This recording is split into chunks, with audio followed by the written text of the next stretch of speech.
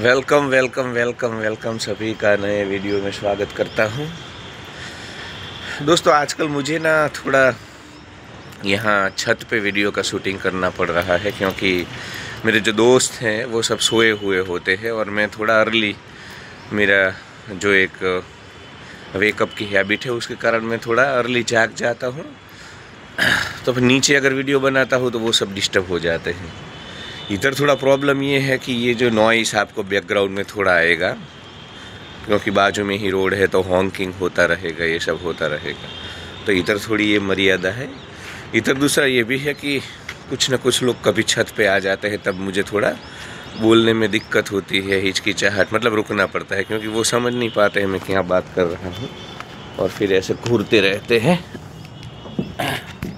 भारत में तो कोई मैनर्स है नहीं कि कोई अपना कुछ काम कर रहा है या प्राइवेसी जैसी चीज़, तो घूरते रहते हैं, ऐसे बाजू में आके खड़े रह जाते हैं, तब मुझे थोड़ा रुकना पड़ता है। पर ठीक है, अभी शायद कोई नहीं आएगा, क्योंकि ये सुबह का समय है तो शायद सब अपने रूटीन में होंगे। तो एनीवे, मुद्दे पे आता हूँ। बात मुझे करनी है वो सो जगत के जो भी दंभ टकोसले चल रहे हैं, उनके जो अनुयायी वर्ष 2025 में भी कितने दंभ और पाखंड से भरे हुए हैं, वो सब ढकोसले के बारे में थोड़ा मुझे बात करना है। जो ओशो जगत में मुझे अनुभव हुआ, मुझे लगा कि ये लोग ओशो को मतलब समझ ही नहीं पाए हैं। ये जितने हमारे तथाकथित दूसरे जो संप्रदाय है और उसके जो ठिंगुर मरकट कीड़े मकोड़े होते हैं, उसी प्रकार ये भी इससे भी ज़्यादा संकुचित मुझे तो लगते हैं। दूसरा ये है भी भाई, ओशो की एक जो छवि बनी हुई है वैश्विक तौर पे या भारतवर्ष में, वो ऐसी है कि भाई वो बड़े ही रेशनल, बड़े ही क्रांतिकारी। तो ठीक है, पर सूडो साइंस जितना उन्होंने प्रमोट किया है, पुनर्जन्म हो या कर्मफल हो या ध्यान में भी काफ़ी सारी चीज़ें, पिछले जन्मों को याद करना और मोक्ष और ये सब ढकोसले, उन्होंने भी चक्रा, साउंड हीलिंग, कुंडलिनी, पुनर्जन्म, तो आप मैं ओशो के वीडियो, अब मेरे को लिंक मिलेगी तो मैं डालूंगा डिस्क्रिप्शन में। पुनर्जन्म में तो वो ठीक है, भारत में तो ऐसे ही पुनर्जन्म अभी तक चलते थे कि जो सुरेश है ना वो मर करके महेश बनेगा, महेश है ना वो मर करके चमन बनेगा, चमन है ना मर करके, मतलब ऐसे, या तो कोई पशु पक्षी बनेगा, ऐसी धारणा है कि तुम ऐसे कर्म करोगे तो तुम तो गधे बनोगे, तुम तो ऐसे महिलाओं के पीछे भागते हो तो तुम तो कुत्ते बनोगे। मतलब ये तो चल रहा था। उसने तो उससे भी जाके पौधे, तुम फूल बनोगे, कभी तुम गुलाब बनोगे, कभी तुम पौधा बनोगे, कभी कृमि कीटक बनोगे, ऐसे उनका जो सम्मोहित आवाज़ है ना। तो ठीक है, उनकी कोई मजबूरी रही होगी, क्योंकि शुरुआत में तो बड़ी ही रेशनल बातें की थी आचार्य रजनीश ने। पर देखो, जब आपको कल्ट चलाना है तो फिर मार्केट में जो चल रहा है, तो मैं तो ओशो को दोष नहीं देता हूँ, ये मार्केट का दोष है। अब उसको कल्ट चलाना था तो फिर मार्केट में जो चलेगा वही वो तो बंदा बेचेगा। तो और वो भी 70, 80, 90 के दशक में, देखो आज से 30-40 साल पहले की बात है। तो और ये जो हमारे कीड़े मकोड़े थे भारत के, छिंगुर मरकट, और थोड़े ऑर्थोडॉक्स थे, तो उनकी मजबूरी रही होगी। इंसान क्रांतिकारी था, इंसान पर क्रांति नहीं कर सका। या तो फिर जो महापुरुष होते हैं, जो इस प्रकार के जागे हुए इंसान होते हैं, जागे हुए मतलब ऐसे कुछ हो नहीं जाता है एनलाइटन में, मतलब कि भी अंदर कोई दिया जल गया, अंदर कोई प्रकाश हो गया और इंसान की आंखें बदल गई और आज से अब वो एनलाइटन हो गया, पर ऐसा नहीं होता है। उसी के बारे में आज का वीडियो है। पर मतलब जो समझ लेता है खेल को, जो अभ्यास कर लेता है शास्त्रों को, जिसका नेचुरल इंटेलिजेंस स्ट्रांग होता है, फिर वो बंदा समझ जाता है इस पूरे खेल को, उसको जागा हुआ। तो निश्चित ही वो ऐसे जागे हुए थे कि रेशनल और तार्किक हो चुके थे, समझ गए थे कि भाई हम सब होमोसेपियंस हैं, और जिस तरह से हमने दूसरी सारी चीज़ें इन्वेंट की, वैसे ही हमने धर्म को इन्वेंट किया है, अध्यात्म को इन्वेंट किया है। आत्मा, परमात्मा, मोक्ष, निर्वाण, चेतना का उच्चतम स्तर, अपनी जीवन ऊर्जा, ये सारे ढकोसले हमने कहीं ना कहीं समय की धारा में बनाए हैं। मनुष्य ने सब कुछ बनाया है। मनुष्य ने भगवान की कल्पना की, मनुष्य ने चारों ओर परमात्मा देखने की कल्पना, और ठीक है, ये बड़ा ही अच्छा यार ख्याल है ना। तुम अगर ऐसे दुनिया को देखते हो तो, पर उसको उस हिसाब से ये सारी चीज़ें लेनी चाहिए। तो आज इसके बारे में बात करेंगे कि भी ओशो ने भी अपनी एनलाइटनमेंट की एक स्टोरी चलाई, चूना लगाया लोगों को कि जैसे दूसरे सब एनलाइटमेंट की स्टोरी होती है भारत में, चाहे रमन महर्षि की हो, काफ़ी सारे मतलब ऐसे कैरेक्टर आपको मिलेंगे जो कि अचानक उनको कुछ हो गया और उनको कोई मतलब अभी सदगुरु जग्गी वासुदेव की मैं आपकी रिसेंट स्टोरी ले लूँ तो वो बोले सदगुरु की मैं चामुंडी हिल पे बैठा था और मुझे लगा कि मैं 5 मिनट बैठा हूँ, पर काफ़ी दिन हो गए थे, लोग इकट्ठा हो गए थे और वहाँ पत्थर पौधे आसमान सब और मैं एक हो गए थे। मैं कोई डिफरेंट नहीं कर पा रहा था कि ये मैं अलग हूँ और वहाँ पहाड़ है, वहाँ मतलब मैं अस्तित्व में पूर्ण रूप से एकाकार हो गया था। I was merged with existence. तो ये सब टकोसले चलते हैं। इस प्रकार ओशो ने भी चलाए। तो ओशो ने भी बोला है कि भाई जब मैं जबलपुर में था वहाँ पे एक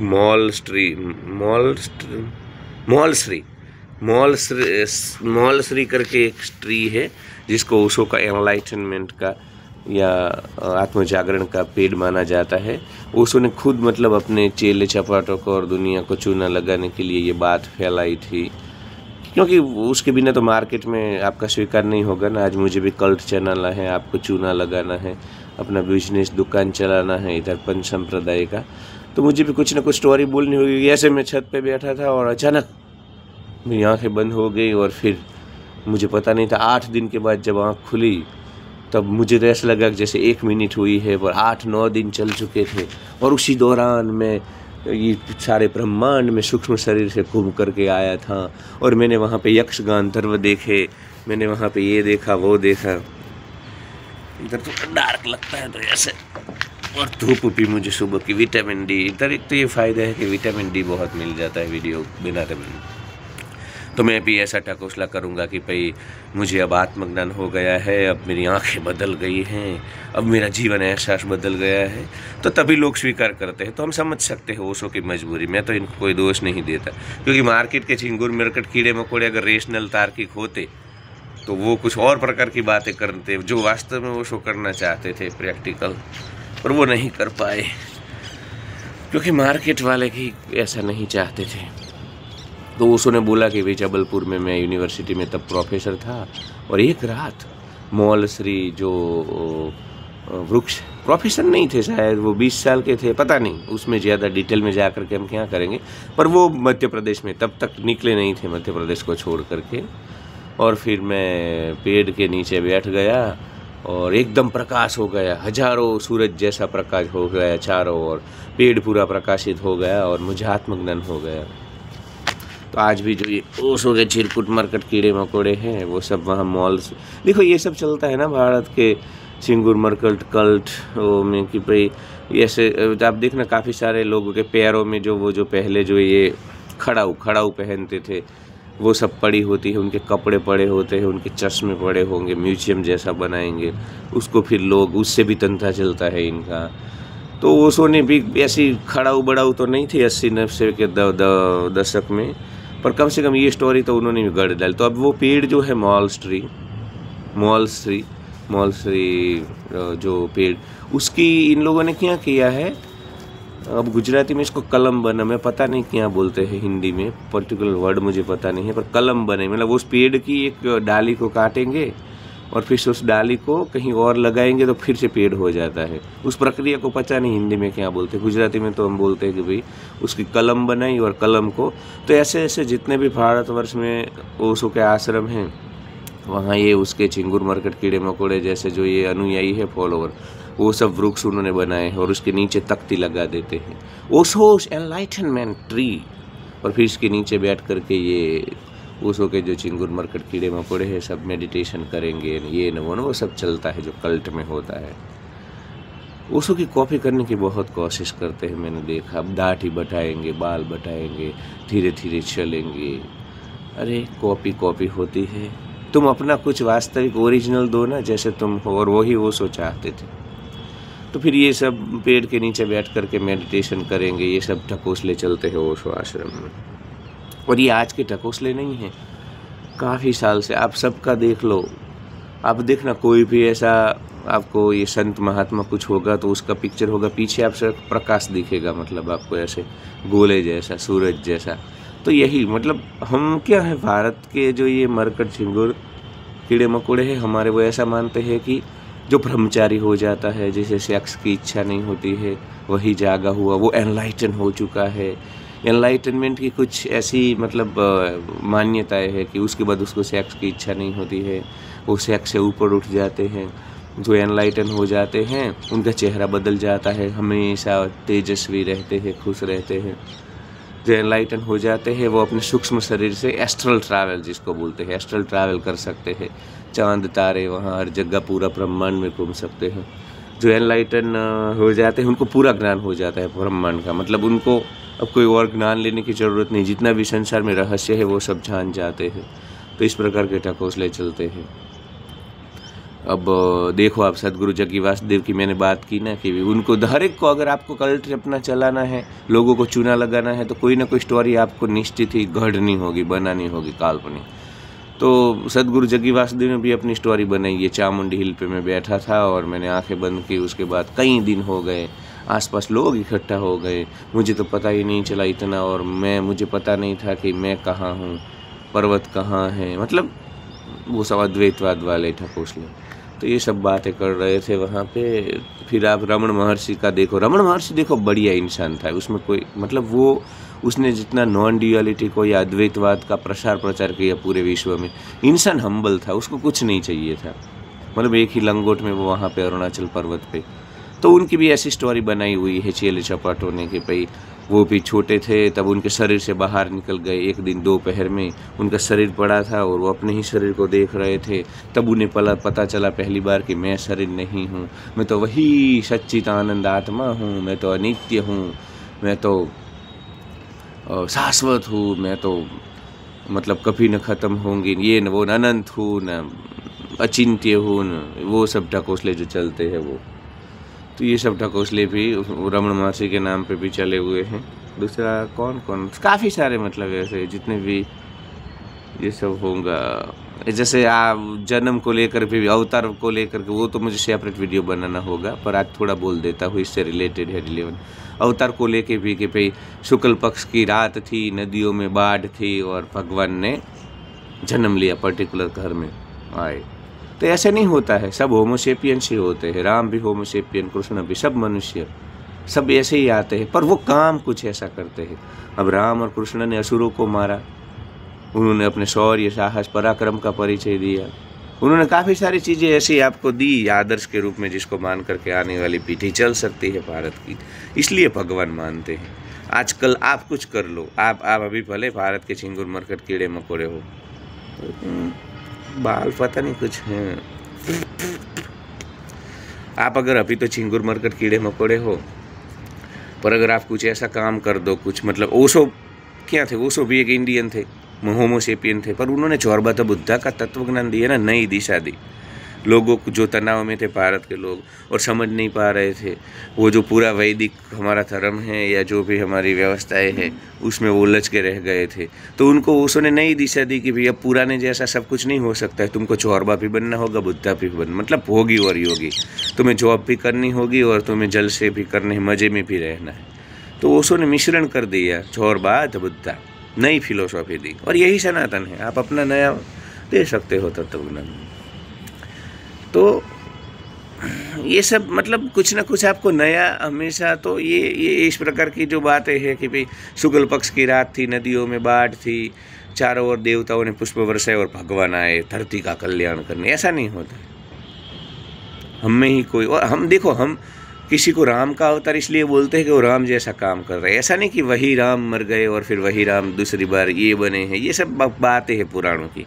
ठीक है, कभी समाज को समझाने के लिए, ठीक तरह से चलाने के लिए मजबूरी थी, पर वर्ष 2025 में झिंगुर मरकट कीड़ों मकोड़ों तुम्हारी कोई मजबूरी नहीं है, तुम अभी रैशनल हो सकते हैं।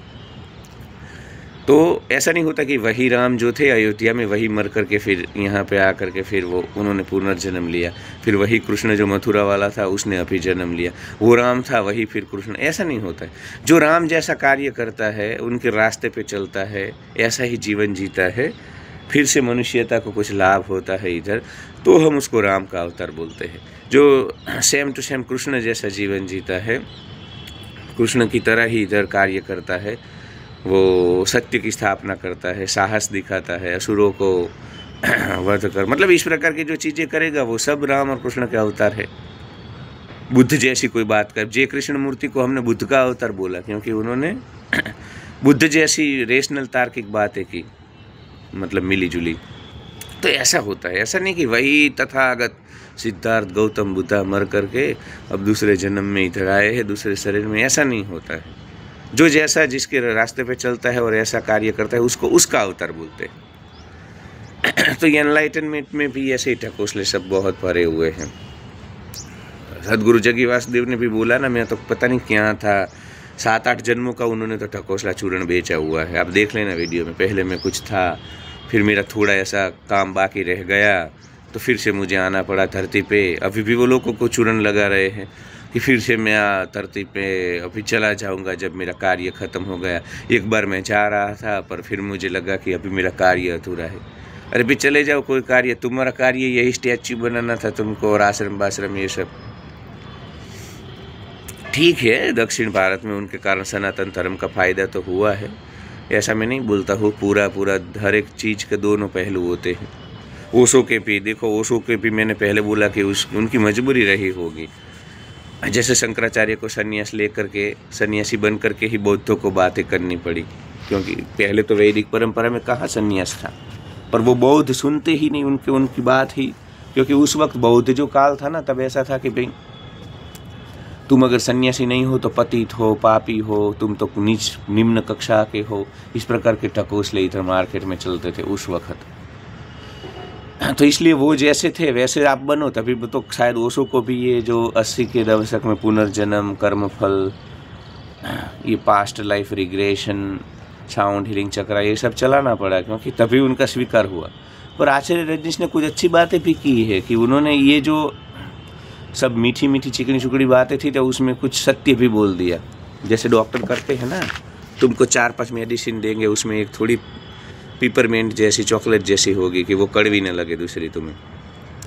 तो ये सब जो ढकोसले थे पुनर्जन्म, उसके बीच बीच में उन्होंने सेक्स के स्वीकार को लेकर के क्रांतिकारी बातें कर दी, भारत की सड़ी हुई सामाजिक व्यवस्थाओं के ऊपर बड़ा प्रहार कर दिया। तो काफ़ी सारी बातें हैं जो ओशो ने नई भी दी हैं। तो ठीक है, उनकी मजबूरी होगी, पर इनके ये जो झिरकुट मरकट कीड़े मकोड़े जैसे फॉलोअर्स हैं ना, वो नहीं समझ रहे हैं। वो ये पेड़ को लेकर के, मॉलसरी को लेकर के बड़ी बातें बना रहे हैं। ओशो को ऐसे एनलाइटनमेंट हुआ था, ओशो को वैसे हुआ। हर पंच संप्रदाय में होता है कुछ ना कुछ। तो हर जगह पे, हर आश्रम में आपको एक मॉलसरी ट्री मिल जाएगा, और आप उसको ओशो एनलाइटनमेंट ट्री बोलते हैं। आप सर्च भी कर सकते हो, उसके ऊपर वीडियो मिल जाएंगे। जबलपुर में है वो पूरा, उसको अभी उन्होंने म्यूजियम जैसा बना दिया, जहाँ ये ओशो के फॉलोअर्स जाते हैं। और हर जगह दूसरे आश्रम में भी उसी पेड़ की, मैंने बोला ना, शाखा, उसकी जो डाली होती है उसको हम गुजराती में बोलते हैं कलम करना।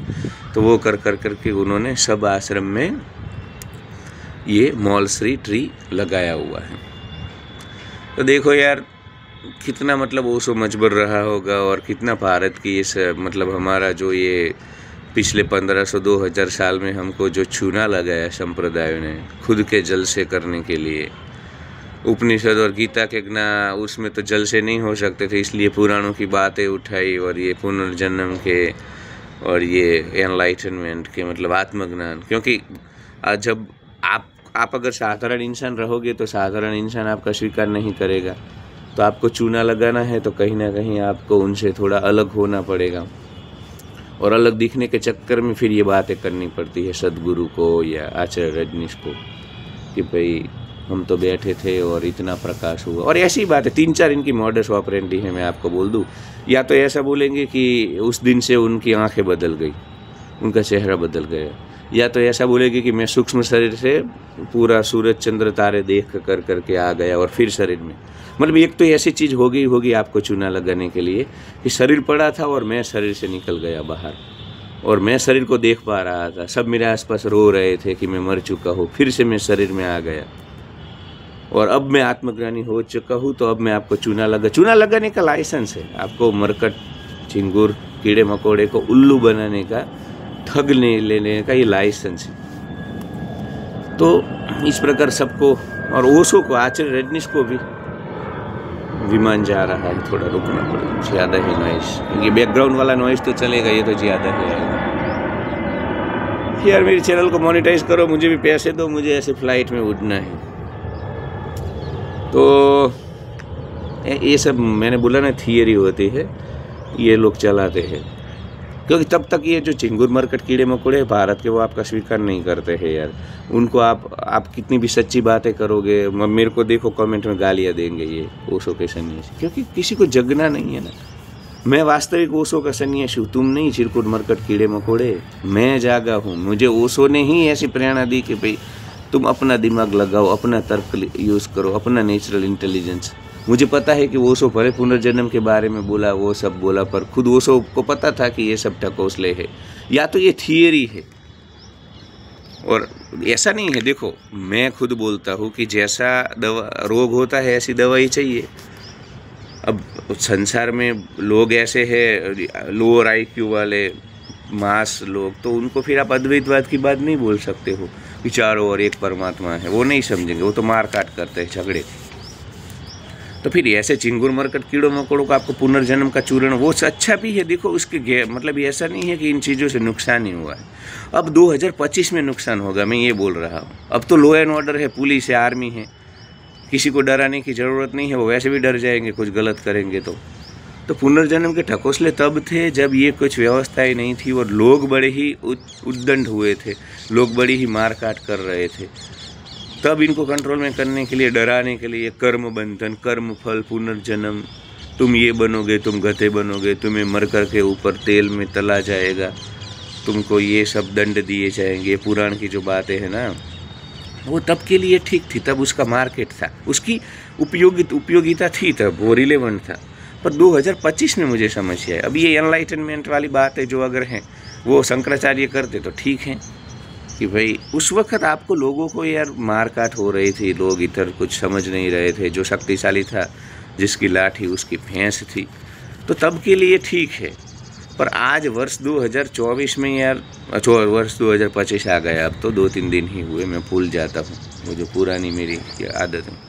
वर्ष 2025 में एटलीस्ट आप वही ठकोसले अभी पेड़, वो मॉल स्ट्रीट ट्री जबलपुर वाला और उसकी शाखा है, और वहाँ पे ओशो आते हैं। दूसरे लोग ऐसे बोलते हैं कि जब वाइड रोब लेकर के शाम को जब ये लोग अपने हॉल में होते हैं, बुद्धा हॉल में, तब भी ओशो आते हैं सूक्ष्म शरीर। ये सूक्ष्म शरीर यार, ये ठकोसले मुझे इतनी है